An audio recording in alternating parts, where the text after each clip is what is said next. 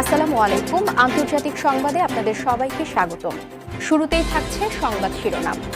পুতিনের রহস্যময় নীরবতা, ট্রাম্পের ভয়ে পশ্চাৎপসরণ নাকি কিম খামেনিকে নিয়ে মহাপ্রলয়ের প্রস্তুতি? ট্রাম্পের রক্তমাখা হাত বনাম খামেনির চূড়ান্ত হুঁশিয়ারি। কোন প্রিয় জিনিস হারাতে যাচ্ছে আমেরিকা? ভেনেজুয়েলায় গণতন্ত্র উদ্ধার নাকি খনিজ লুট? ট্রাম্পের আগ্রাসনে বিশ্বের নীরবতা কি নতুন বিপদের সংকেত? বিশ্বজুড়ে এক ভয়াবহ অস্থিরতা। ট্রাম্পের বেপরোয়া আগ্রাসন কি তবে মহাপ্রলয়ের দামামা বাজিয়ে দিচ্ছে? আমাদের আজকের প্রতিবেদনে থাকছে দুটি মূল রহস্য। প্রথমত, ট্রাম্পের উস্কানির জবাবে খামেনি আমেরিকার কোন প্রিয় জিনিস ছিনিয়ে নেওয়ার হুঁশিয়ারি দিলেন, আর দ্বিতীয়ত, মিত্রদের এই কঠিন বিপদেও পুতিনের রহস্যময় নীরবতা কি বড় কোনো গোপন মাস্টার প্ল্যান? এই সব বিস্ফোরক তথ্যের জট খুলতে আজ রাত ৯টায় থাকছে আমাদের বিশেষ এক্সক্লুসিভ লাইভ। এই চাঞ্চল্যকর আলোচনা মিস না করতে এখনই আমাদের চ্যানেলটি সাবস্ক্রাইব করে বেল আইকনটি অন করে রাখুন। সাথেই থাকুন, ফিরছি বিস্তারিত সংবাদে।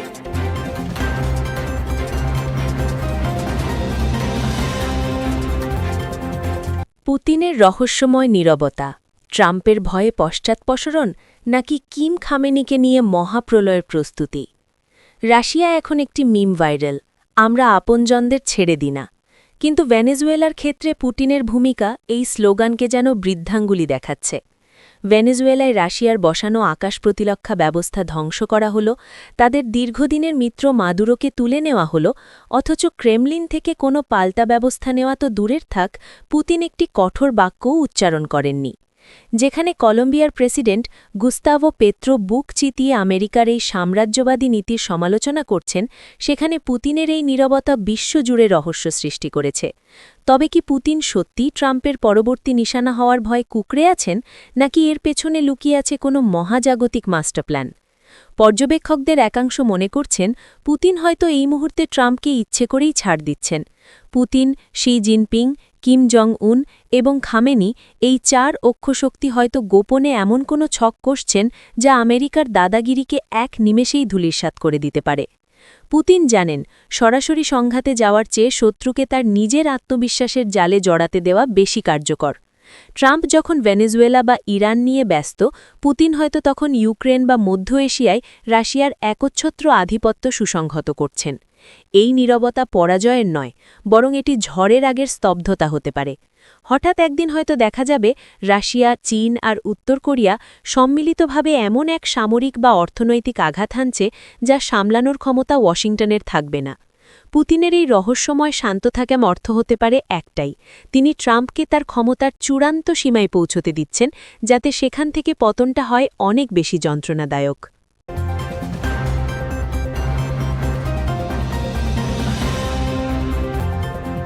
ট্রাম্পের রক্তমাখা হাত বনাম খামেনির চূড়ান্ত হুঁশিয়ারি। কোন প্রিয় জিনিস হারাতে যাচ্ছে আমেরিকা? ইরানের বর্তমান পরিস্থিতি এখন আর কেবল অভ্যন্তরীণ বিক্ষোভের মধ্যে সীমাবদ্ধ নেই, এটি এখন সরাসরি তেহরান বনাম ওয়াশিংটনের এক ছায়া যুদ্ধে রূপ নিয়েছে।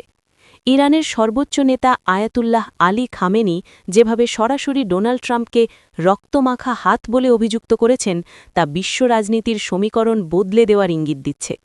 ট্রাম্প প্রশাসনের কৌশল এখন পরিষ্কার, তারা ইরানের অভ্যন্তরীণ ক্ষোভকে পুঁজি করে সেখানে অস্থিতিশীলতার পেট্রোল ঢালছেন। ট্রাম্প চাচ্ছেন ইরানকে ভেতর থেকে ভেঙে দিতে, যাতে কোনো যুদ্ধ ছাড়াই দেশটিকে নিয়ন্ত্রণে নেওয়া যায়। কিন্তু খামেনির গর্জন বলছে অন্য কথা।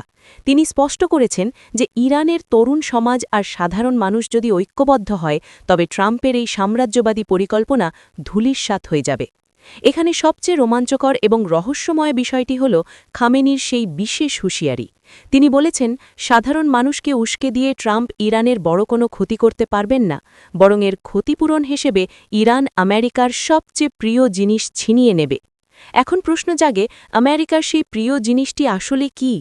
এটি কি মধ্যপ্রাচ্যে ইসরায়েলের নিরাপত্তা, নাকি বিশ্ববাজারের ডলারের আধিপত্য, নাকি ইরান গোপন কোনো পরমাণু সক্ষমতা অর্জনের চূড়ান্ত ঘোষণা দিতে যাচ্ছে? ট্রাম্প ইরানকে দুর্বল ভাবার যে ভুল করছেন, তার মাসুল হয়তো আমেরিকাকে তাদের কোনো স্ট্র্যাটেজিক স্বার্থ চিরতরে হারিয়ে দিতে হবে।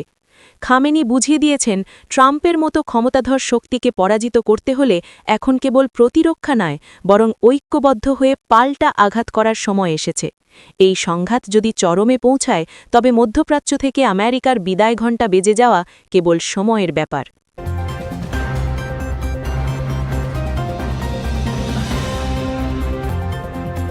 ভেনেজুয়েলায় গণতন্ত্র উদ্ধার নাকি খনিজ লুট?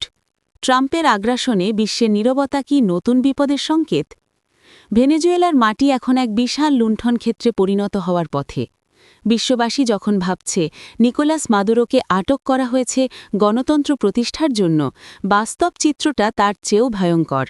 ট্রাম্প প্রশাসনের আসল লক্ষ্য কেবল তেল নয়, বরং ভেনেজুয়েলার মাটির নিচে লুকিয়ে থাকা বিশাল খনিজ ভাণ্ডার। মার্কিন বাণিজ্যমন্ত্রী হাওয়ার্ড লুটনিকের বক্তব্য থেকেই স্পষ্ট যে তারা দেশটির ইস্পাত ও অন্যান্য মূল্যবান সম্পদকে পুনরুদ্ধারের নামে নিজেদের কবজায় নিতে চায়। এটি আসলে বিংশ শতাব্দীর সেই পুরনো উপনিবেশবাদের আধুনিক সংস্করণ।